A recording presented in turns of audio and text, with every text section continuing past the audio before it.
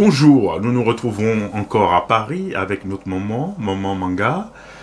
Elle vit en France depuis plusieurs années, plus de 50 ans, originaire du Cameroun.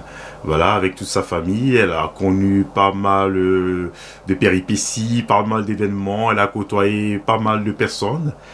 Elle est là aujourd'hui face aux différentes interviews qu'elle a eues. Il y a plusieurs personnes qui ont réagi, qui lui ont posé des questions. Et elle va essayer de donner quelques précisions, des ajouts, des éclaircissements. Bonjour Maman Manga. Bonjour mon fils, Simplice. Alors, comment allez-vous déjà, la santé? Ça va bien, ça va bien. Oui, parce qu'il y a certaines personnes qui demandent aussi si elles se portent bien à un moment. Bien. Et puis je dois dire qu'on m'a fait une remarque. Il semble qu'on m'avait dit que tu avais dit que j'étais française. Ils m'ont posé la question dessus. Non, je ne suis pas française, je suis camerounaise puisque je voulais parler de ma carte de séjour. On ne peut pas être français et avoir la carte de séjour. Malgré mon long séjour en France, j'ai gardé ma nationalité puisque je suis femme d'officier. Donc je travaille, j'ai fait... Vous êtes resté attaché à votre pays d'origine? Oui. Dieu n'a pas eu le temps de m'aimer, mais il peut m'envoyer dans tous les pays où je peux travailler. Mais on vous a proposé la nationalité française? Oui, on m'a demandé, j'ai dit que ce n'était pas juste, puisque la dame même qui s'occupait de moi, elle-même était femme d'officier supérieur. Il dit, mais madame, pourquoi vous n'êtes pas américaine? Il a ri. J'ai dit non. De toute façon, vous m'avez fait savoir que tous les armées sont une famille.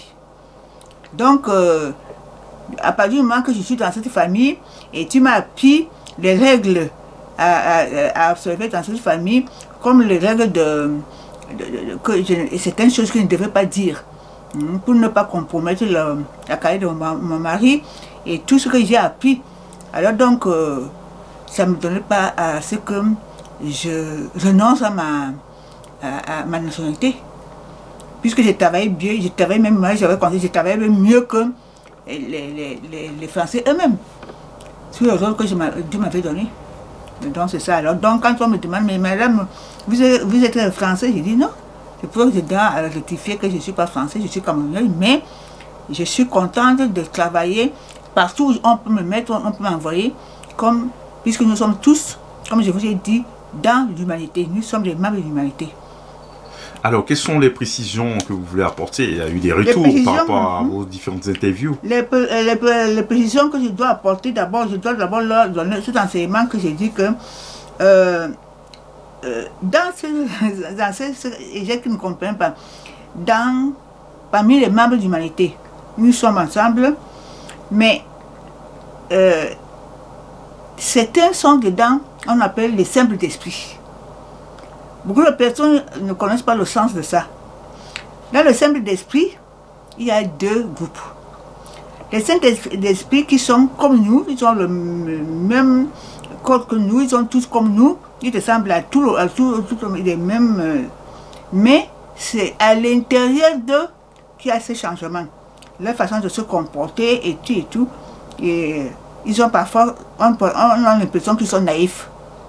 Parce que ce sont des gens, vous leur faites de la peine, ils souffrent. Mais quelque temps après, ils oublient. Et ce qui fait qu'encourage les gens à recommencer. Mais c'est un danger. Parce que les simples esprits, ils ont donc, ces simples, ils ont l'âme à l'intérieur d'eux comme nous. Mais ils sont très rattachés, très intimes à la vie de Dieu. Donc, ils sont très protégés. Donc, ce qui fait que c'est un grand danger de continuer de vouloir exploiter cette naïveté que vous croyez. Ils ne sont pas naïfs. Ils sont comme ça là. Vous pouvez recommencer plusieurs fois à leur faire certaines choses, ils ne réagissent pas. Ce n'est pas qu'ils sont naïfs, c'est tout simplement qu'ils sont comme ça là. L'autre groupe de Saint-Esprit, ils ont des enveloppes toujours comme nous, mais à l'intérieur c'est vide. Ils n'ont pas d'âme. Et là, pour que Dieu nous montre, nous donne ça, il faut des gens qui comprennent la langage de Dieu. On dit que Dieu ne nous parle pas. Il n'y a pas plus bavard que Dieu. Regardez, vous épousez votre femme qui ne parle pas, il n'aime pas parler, tout. Mais dès qu'il y a des enfants, je dois vous entendre comment votre femme crie. Parce qu'il a déjà une famille, les enfants dérangent et il devient bavard. Alors combien de fois Dieu, avec tous ces enfants qu'il a, combien peut ne pas le bavarder? Dieu bavarde. Mais son bavardage a été fait en même temps que tout ce qu'il a fait. Il était enfin rentré au repos. Donc ce qui fait que pour nous monter, donner ces hommes, des simples d'esprit qui n'ont pas d'enveloppe, qui sont vraiment des enveloppes, on nous donne l'exemple des graines de concombre. Ce que les Africains ont chez nous, on appelle le concombre, c'est pas le même concombre. On a pris ça parce que la langue française dit, mais nous, le concombre, comme culture en Afrique, n'est pas comme ce que le concombre des Français. Mais on a mis le nom parce que ça ressemble. Quand on enlève les graines de ce concombre de cabosse, après on les amène donc à un coup d'eau pour laver. Et c'est passe quelque chose de terrible. C'est que parce que quand les parents nous donnent à travailler dessus, c'est les plus gros là qui sont faciles à casser, mais tout ça monte au-dessus de l'eau. Ça monte au-dessus de l'eau. Et tu demandes, moi je demande à maman, tu dis non, ce n'est pas, ils sont pas remplis. On trouve, ils sont vides de l'état. C'est comme ça que Dieu nous apprend des choses. Vous savez que je vous ai dit que dans ce monde qu'on est là, ce monde a été créé pour notre formation. Alors, c'est comme ça que comment on peut nous envoyer à la formation sans mettre tout ce qu'il faut pour nous former. Donc maintenant, ces compounds, ils s'envolent sous l'eau et on les met avec les vrais grains qui sont utiles, ils sont remplis et qu'on va pouvoir utiliser pour préparer. Voilà donc c'est ça, les gens ne savent pas ça. Donc, et maintenant, les démons utilisent ces enveloppes vides que Satan pour compromettre les pauvres gens qui ne sont pas avisés. Qu'est-ce qu'on peut faire? Vous savez, avant nos évolutions actuelles, vous savez que les gens mangeaient la chair humaine. Les gens, quand les deux États se rencontraient, ils faisaient la guerre, ils n'allaient pas tuer et enterrer, ils menaient comme le gibier, ils allaient manger. Alors quand Satan te compromet, il te demande, il te dit que comme tu as mangé la chair, tu as bu le sang, tu fais boire le sang et tout, et là c'est comme si tu avais fait un péché qui ne peut plus avoir droit au pardon et tout. Voilà. Ce n'est pas ça, c'est vous tromper. Puisque d'abord, les démons qui tuent, ils tuent seulement cet enveloppe, ce corps. Qui a été fait, on nous a dit que c'est avec le matériel. Ce corps est avec le matériel ici. Mais vous êtes l'âme et spirituelle. C'est pour ça que quand quelqu'un dit à un autre, oui, tu es un étranger, nous sommes tous des étrangers dans ce monde. Personne de nous n'est pas étranger. C'est pas parce que nous sommes dans le petit groupe qu'on nous a recrutés pour que chaque groupe, chaque communauté puisse être bien entretenue, puisse avoir ce qu'on a donné ça, on a réparti, mais nous sommes tous des étrangers dans ce monde. Et c'est pour ça que pour notre sécurité, Dieu nous a mis dans ce corps intérieur à aménager notre maison, notre place de sécurité dans l'intérieur. Parce que l'âme ne peut pas vivre à l'extérieur ici. L'âme est tellement fragile là, il ne peut pas. Donc l'âme reste à l'intérieur. Et le corps est matériel. Tout ce qui est matériel, je vous avais dit, tout ce qui est matériel fonctionne avec l'énergie de l'univers. C'est ça, le corps ici. Dans ce corps, c'est pas parce qu'on t'est obligé par ignorance de boire le sang et de manger la chair que tu as fait un péché que tu ne peux pas être. Non, c'est pas ignorance que Satan utilise ces moyens-là. Alors donc, c'est ça que je voulais donc expliquer à Jean. Mais tant qu'on est encore dans ce monde, sachez que tant qu'on est dans ce monde, on peut à chaque moment revenir sur ses défauts, demander pardon et prendre un engagement de ne plus recommencer. Et Dieu ne veut pas la mort d'un seul pécheur. Ce n'est que quand vous arrivez jusqu'à la fin de votre existence, c'est pour ça que l'existence de courte durée qui est donnée à chacun au départ,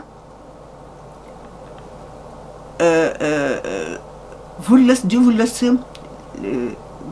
utiliser comme vous voulez. Mais seulement, il a des règles. Quand tu veux profiter de ton existence, il y a des gens, ils ne croient pas en Dieu, peut-être quoi, mais ils vivent bien, ils réussissent bien parce qu'ils respectent les règles de la société, les règles de l'existence, comme je vous avais dit la dernière fois. Il faut les respecter, il faut travailler. Chacun vient avec ses dons, et quand on a donc équipé ses dons des connaissances adaptées, alors il peut travailler et pour donner sa contribution sociale.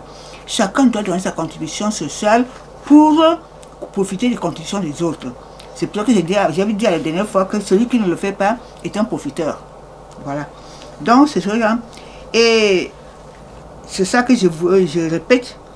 Alors les questions qui m'ont été posées, que je peux donc donner en réponse, c'est que quand j'ai dit que besoin de profiter tout ça, il faut quand même ils ont raison, il faut quand même donner un peu plus d'explications. C'est-à-dire, quand un enfant naît, il est accueilli par les parents qui l'accueillent, ou même si il n'a pas de parents, ma mère est morte, tout ça, de ceux qui l'accueillent sont ses parents. Bon. Quand tu as déjà fini à connaître comment utiliser ses membres, et qui doit sortir pour pouvoir chercher les connaissances pour ce don. Ce que les parents font, le devoir des parents, il faut d'abord construire à leur enfant une fondation solide, bien solide. Et c'est sur cette fondation que l'enfant va se développer. Avec le travail, même en associant l'enfant dans ce travail-là, de développement. Si maintenant l'enfant a déjà trouvé des connaissances adaptées à ses dons, il va travailler. Voilà. Mais par contre, si les parents n'ont pas fait leur devoir, qui est de construire une fondation solide, qu'est-ce qui va arriver? L'enfant va avoir des mauvaises rencontres. Il y a des prédateurs qui vont essayer de dévier l'enfant de son bon parcours. Si l'enfant veut donc suivre ce mauvais parcours, être dévié, il lui faut casser tout son développement jusqu'à la fondation. Mais si la fondation est dure, l'enfant va se vêtir, il va se fatiguer, il ne peut pas réussir. Bon, alors le temps qu'il met à vouloir se détruire, il va plutôt continuer, parce qu'il va se décourager, il va continuer. Il est plus facile pour lui de continuer que de donner le temps à se détruire. Voilà. Mais par contre, si l'enfant n'a pas eu une fondation solide, il va être facilement détruit. Et celui qui a continué à dévier ses enfants à se détruire, il ne les tient qu'en compte. Donc, c'est la perte des parents et de l'enfant même. Voilà pourquoi l'enfant finit par la délinquance, l'échec et tout ça. Donc, les parents ont donc une très grande responsabilité sur l'avenir de leurs enfants. C'est ce qu'on nous dit. Donc, il n'est donc pas donné à tout le monde de faire des enfants. À cause de ça, c'est Dieu même. Mais chaque homme et chaque femme, nous sommes tous des mères et des pères de l'humanité. Ben, c'est Pierre qui va donner à ton nom. Tu peux ne pas avoir fait des enfants, mais tu es père parce que nous sommes liés. Une femme qui fait des enfants, c'est comme s'il avait été en relation avec tous les hommes du monde. Parce qu'elle est mère et les autres sont pères. Chaque homme est père, chaque femme est mère. Et ils doivent tous s'associer pour ce travail des enfants. Donc si tout le monde le faisait, il n'y aurait pas tous ces délinquants. C'est ça. Donc, quand j'ai dit qu'ils ont des profiteurs, c'est pas seulement que ce sont tout, mais ça dit qu'il y a beaucoup de choses qui amènent à faire en sorte que les enfants ne puissent pas trouver du travail. La mauvaise organisation de nos tâches dans la société. Et l'enfant a pu trouver ses connaissances adapté à ses moments, mais comme il doit avoir une place qui suit quelqu'un d'autre. Mais cette personne n'est pas là. Et l'enfant se retrouve, il ne sait pas où exercer son emploi. Donc ce n'est pas sa faute.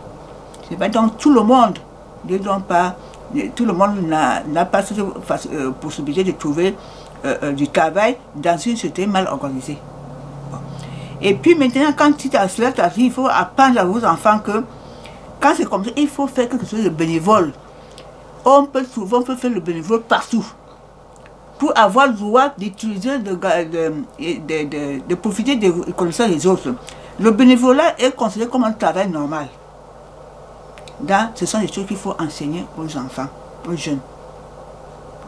Voilà, c'est ça que... Alors maintenant, on m'a donné, à leur donner encore l'histoire de Macron.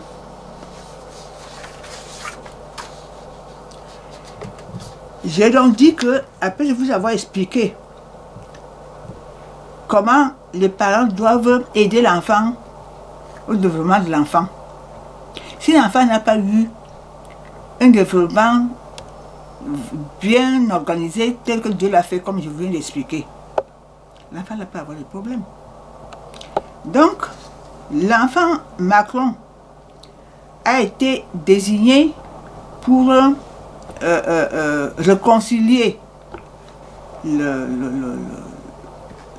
commencer la réconciliation du monde en commençant par un petit coup, ça dit que les deux continents, l'Europe et l'Afrique, ils étaient tristes, c'est son jeune âge qui a favorisé. C'est pas que ces enfants n'étaient même pas savés dans ce qu'ils pouvaient faire la politique. Donc, il a été désigné dans une mission. Chacun de nous, nous sommes des gens comme moi. J'ai eu plusieurs missions. J'ai fait d'abord ça et puis j'ai commencé par autre chose. Donc, Macron a été donc fait ce qu'il avait fait et on lui donnait cette mission à cause de son jeune âge. Il devait donc trouver des jeunes africains, la jeunesse africaine, pour faire ce travail ensemble. C'est pour ça que quand j'ai parlé avec l'Afrique Média, les gens de l'Afrique Média, j'ai été un peu déçu parce que je suis allé leur dire, à leur côté ici, ce qu'il fallait faire. J'avais déjà parlé à Macron, il fallait aussi leur dire pour qu'ils commencent quelque chose ensemble. Alors maintenant, Macron a bien commencé. Mais seulement, parce qu'il n'avait pas une fondation solide, il était dévié. Macron est donc dévié. Il ne peut plus continuer, il ne peut pas faire. Et ses ennemis avaient trouvé facilement le moyen de le dévier. Bon, maintenant, il est dans des problèmes difficiles. On ne veut plus revenir, je veux dire que ce sont on avait parlé de le problème des Américains et tout, je ne veux pas encore revenir dessus. Alors ce que j'ai dit, Macron, si Macron a été reconduit, ce n'est pas la population qui l'avait reconduit. C'est comme sa nomination même, que Dieu même avait choisi. Mais comme il avait déjà une idée de faire la réforme, mais ça semblait dans le programme de Dieu, donc il a renforcé, il lui a donné cette mission. Donc il a loupé. On peut refuser la mission que vous donne Dieu, vous pouvez refuser, vous avez le droit, Dieu nous donne la liberté. Hein. Mais Macron, lui, a été dévié. Maintenant, ce que je vous devais dire, j'envoie un message à Macron, c'est que il a été reconduit pour il doit avoir la chance, saisir cette opportunité, parce que c'est ce qui m'était arrivé. Moi, j'avais fait des choses qui ont déplu à Dieu, alors que Macron n'est pas comme moi. J'avais une famille bien, qui m'avait bien encadré, qui était bien des bons chrétiens et tout. Ça ne m'a pas empêché, j'étais même étant encore dans le ventre de maman, Dieu m'avait mis dans sa sécurité, puisque j'avais perdu mon frère aîné qui était né avant moi, et maman, nous étions en bouche où il n'y avait pas une structure qui pouvait permettre de soigner quand on était malade et tout ça. Et là maintenant, maman avait peur, quand j'ai eu ma grossesse, avait peur que je meure aussi comme l'autre est mort. Il avait demandé, toute la délégation prier pour que maman, aider maman à se prier pour que je puisse être en sécurité. Et Dieu m'a donc donné la sécurité, ça était encore dans son ventre. Alors vous vous rendez compte, une personne qui a déjà une bonne famille, bien éduquée, une bonne éducation et tout, et gardée dans la sécurité de Dieu, encore dans le ventre, mais ça ne m'a pas empêché de sortir, d'avoir un comportement qui n'était pas celui que ma famille voulait, on ne comprenait pas. Alors, j'avais été déviée, c'est parce que j'avais été déviée de mon bon parcours, et d'autant plus que je n'avais pas terminé mes études chez mes parents, la formation de mes parents, puisque je m'étais mariée très jeune. Donc, j'étais donc encore vulnérable. Mais quand j'ai donc pu prendre le mauvais parcours, dévier de le bon parcours, par distraction, quoi, parce que moi, avec l'éducation, je pouvais faire des contacts avec Satan. J'ai détruisé Satan. Mais mon comportement était comme si j'ai discuté la place de Satan. On parlait mal de Satan, on disait tout ce que Satan est mauvais et tout. Mais c'est pour ça que quand vous allez lire l'autre livre que j'ai écrit avant, le livre que j'ai écrit là, vous allez lire, parce que il faut acheter ce livre-là. Donc, mais seulement, mon comportement était comme si je voulais rivaliser Satan. J'étais capable puisque moi j'étais enfant de Dieu, j'avais tout le rêve et Satan, il n'avait rien. Donc, mes parents étaient tellement choqués, ils ne comprenaient pas mon comportement. Et puis, c'est avec le temps. Donc, j'ai commencé à changer un peu, jusqu'au moment que je vous dis que j'ai vu Dieu, le regard de Dieu. Comment je pouvais savoir que c'est le regard de Dieu? Tout simplement, je comprends, mais c'est compliqué. C'est parce que j'étais dans la sécurité de Dieu. Et à force de vivre le regard sur moi, j'étais habituée, mais je n'avais pas pu comprendre que ce regard m'était familier. Alors quand je vois le regard fixé sur moi, j'ai regardé, j'ai quand même dit que oui. Et puis j'ai dit à Dieu qu'il n'est pas un Dieu d'amour. Qui m'a donc dit que c'était Dieu? Un Dieu d'amour qui aime seulement punir. Moi, j'étais empêchée dans mes propres problèmes que j'avais créés, et maintenant j'accuse Dieu. C'est tout le monde qui fait ça, beaucoup font ça, accuse Dieu, et si et si. Mais j'ai dit tout ce que tu es, puis Dieu. Et puis maintenant, quand j'avais été donc pris le mauvais trajet, le mauvais parcours, qui pouvait me conduire à ma destruction. Et là maintenant, c'est là que, sur la route, il y a comme un camp de cinéma, comment je vois, et que je vois, depuis mon pays, tout le bêtises que je faisais, tout ce que je fais, comment j'ai dérangé mes parents, tout ça, j'ai vu ça, j'ai regardé comme ça, j'ai dit, mais si j'ai fait tout ça parce que je sentais ce que j'avais fait, je le sentais ce que l'autre le sentait, et ce que moi je le sentais, tout ça au même moment. J'ai regardé, dit, si j'ai fait tout ça, j'ai mérité l'enfer, d'aller à l'enfer.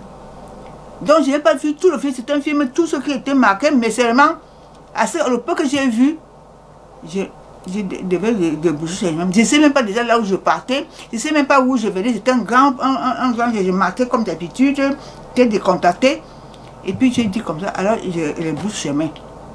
Mais pour rebrousser chemin, c'était l'enfer.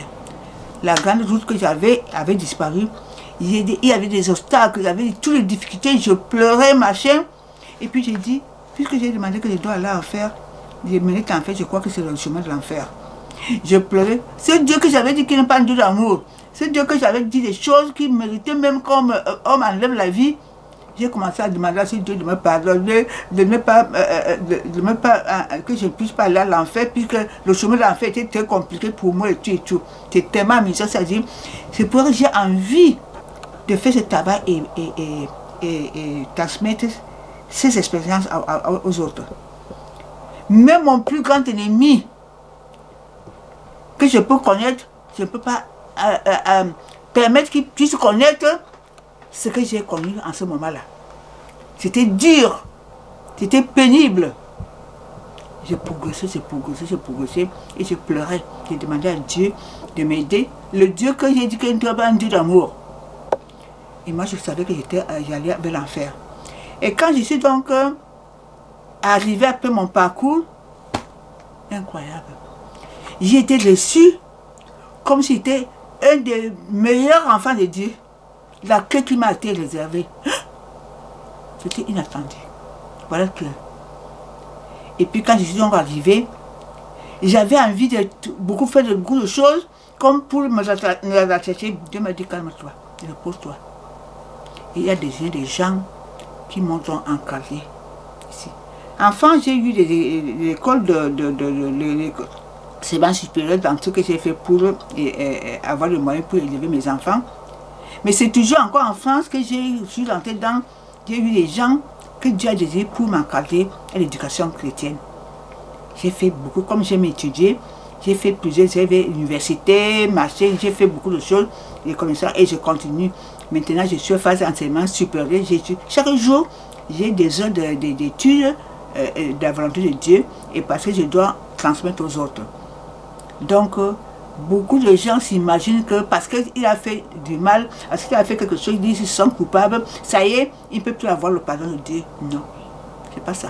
Tant que vous êtes dans ce monde, vous êtes capable de revenir en arrière et de reprendre votre bonne voie, on va vous conduire votre voie. C'est pour ça que le Saint-Esprit est venu, pour nous aider. Par nous, nous ne pouvons rien. Même malgré avec toutes les bonnes relations que j'ai avec Dieu actuellement, on peut dire une femme faut garder la grossesse pendant 9 mois, et puis à l'accouchement, l'enfant meurt. Pourquoi? Parce que peut-être le manque de surveillance, peut-être ceci, là, mais donc ce qui fait que vous pouvez à tout moment revenir en arrière et enlever vos défauts et demander à Dieu de vous enlever vos péchés. C'est ce qu'il faut. Il faut seulement, quand vous enlevez vos péchés, et vous devenez, vous prenez. Parce que quand l'homme, beaucoup, ils n'ont pas vu l'habit que Dieu a mis sur l'âme. Mais quand vous êtes réveillé du sommeil que Dieu nous a mis, et que vous voyez ce contraste, les péchés posés sur vos habits, sur vous, non, je vous dis que c'est un code, c'est impossible à voir. C'est horrible, c'est dégoûtant. Alors donc, vous avez donc, devez donc demander. Les autres sont bien puisqu'ils n'ont pas encore vu. Parce que le parcours, quand vous réveillez, le parcours qui vous amène à retrouver, on se réveille quand votre conscience se remet en activité. On dit que vous êtes, quand quelqu'un meurt, on dit qu'il a perdu conscience, il est mort. Mais pour vous remettre, vous êtes vivant quand votre conscience se remet en activité. C'est ça. Donc les gens, beaucoup de gens, ne sont pas, pour moi je crois qu'ils ne sont pas encore réveillés. Parce que si quelqu'un se réveille et qu'il voit son âme avec ses péchés sur son âme, c'est incroyable. C'est horrible même. Mais par contre d'autres, ils commencent encore à consommer ces péchés. Et la consommation des péchés permet que vous développez les démons qui sont dedans. Les démons qui sont dedans, dès qu'ils commencent à vous, mais ne vous inquiétez pas. Les démons, ils vivent, partagent votre existence. S'ils partagent votre existence, Dieu nous a donné l'existence. C'est lui qui donne, qui peut aussi le prendre. Mais vous aussi, si vous avez, par ignorance, consommé le péché, chaque péché a un embryon de démon dedans. Et vous avez développé le démon. Maintenant, ce que vous devez savoir, c'est que la même manière que vous l'avez dévoilé, quand vous êtes déjà au courant, vous pouvez aussi... parce que le péché, c'est péché appartient à Jésus. Et le démon ne vit que grâce en partageant votre existence. C'est pour que Satan, qui est devenu l'autre accusateur, dit que, oui, on l'accuse. Voilà, ce sont vos enfants même, dit à Dieu, ce sont enfants même qui sont dans la partager l'existence aux démons. Mais qui a mis les démons dans le péché? C'est Satan. Donc, maintenant, comme c'est Satan, ces démons peuvent vivre grâce à notre existence. De la même façon, quand vous savez, vous vous en débarrassez, vous leur privez de partager encore votre existence. Et c'est ce que les gens ne savent pas. Les démons ne peuvent pas, quand ils ne peuvent pas commander, ils ne peuvent pas nous garder longtemps sous leur domination. Ça, ils profitent de notre ignorance. Et pendant qu'ils sont là, c'est pour exploiter, vous pousser à faire des choses horribles que vous ne pouvez pas faire, vous ne voulez pas faire, mais vous le faites parce que ce sont les démons qui le font. Donc oui, il est possible de se débarrasser des démons en en les empêchant de continuer à profiter de nos existences. Voilà ce que vous devez savoir. Donc, le message que j'envoie donc à Macron, comme on m'a demandé, c'est de lui demander de sortir tout de suite de ce milieu qui encadre, qui suivent les conseils des démons. Il peut refuser les missions de Dieu, ce n'est pas un problème. Dieu nous donne la possibilité de refuser ses missions ou même de refuser sa vie éternelle. Mais cependant, il répond lui-même de ses propres défauts, mais entraîner son peuple qui vont suivre la voie qui les conduit, c'est très grave, c'est très grave. Il faut donc se réveiller, même si les autres veulent continuer. Mais lui, on dit malheur par qui le scandale arrive. Lui sort. Il va répondre de ses propres défauts, de ses actes, mais pas prendre la responsabilité de faire tuer tous ces gens-là, les innocents, qui savent parce que c'est lui qui est le chef. Et on le suit. Voilà donc ce que j'ai dit que Macron doit faire. Donc c'est ça. Donc vous savez que quand vous avez une existence qui n'est pas encore attachée à la vie de Dieu, c'est une courte hein. Et cette existence, même si vous n'avez pas fait de mauvaises choses, cette existence est stérile et un temps court. Alors quand vous allez donc quitter ce monde, votre existence n'est pas rattachée à la vie de Dieu, vous êtes considéré comme mort. Vous avez les parents, les enfants qui sont morts dedans. Dieu va considérer comme vous êtes son enfant mort. Donc, les morts et les vivants ne peuvent pas cohabiter. Donc, tous les vivants qui ont vu la vie de Dieu, parce que ils vont leur place. Nous tous, on a des places de réveil, comme je vous l'ai dit, dans les états de l'homme que Dieu a créé à son image. Donc, maintenant, comme vous n'avez pas voulu prendre la vie de Dieu, maintenant, vous êtes sans la vie de Dieu. Donc, quand on n'a pas de vie, on est considéré comme mort.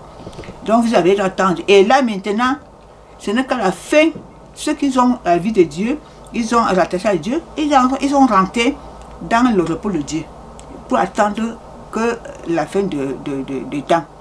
Maintenant, les autres vont attendre dans l'errance de la situation. Ils ne sont pas comme ceux qui sont rattachés à Satan. Il y a deux groupes. Vous pouvez avoir l'existence et bien faire sur tout pour profiter de votre existence. Et d'autres qui sont embarqués dans les péchés et tout ça. Ils sont ils sont différents. Donc maintenant, à la fin du temps, lors du jugement, c'est Dieu seul qui sait ce qu'il va faire. Ces enfants qui n'ont pas voulu sa vie, les faux de chacun voudra un jugement selon ce qu'il aura fait. Donc, ce que Dieu va conduire lui-même, il va conduire ses enfants à la dernière demeure. Quand ton enfant meurt, c'est toi-même qui en conduis ton enfant à la dernière demeure. Et surtout, ce n'est pas ce qu'il va en faire. Donc, voilà ce que je peux vous dire aujourd'hui, mes enfants.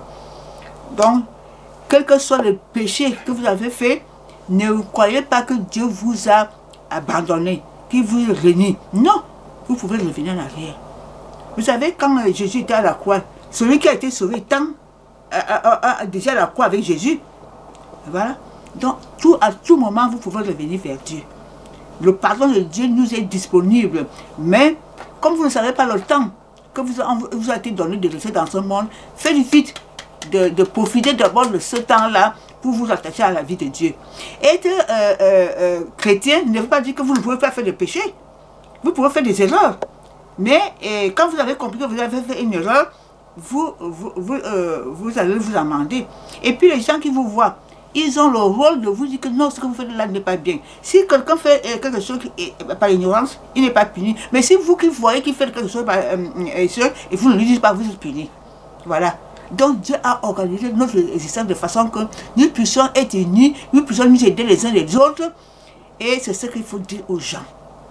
Je vous en prie, mes enfants, que tout le monde puisse comprendre ce que je leur dis. Voilà aujourd'hui ce que je peux vous dire qu'il faut conserver. Alors on va vous dire merci et peut-être se retrouver pour une prochaine fois. D'accord. À bientôt. Je suis disponible pour vous.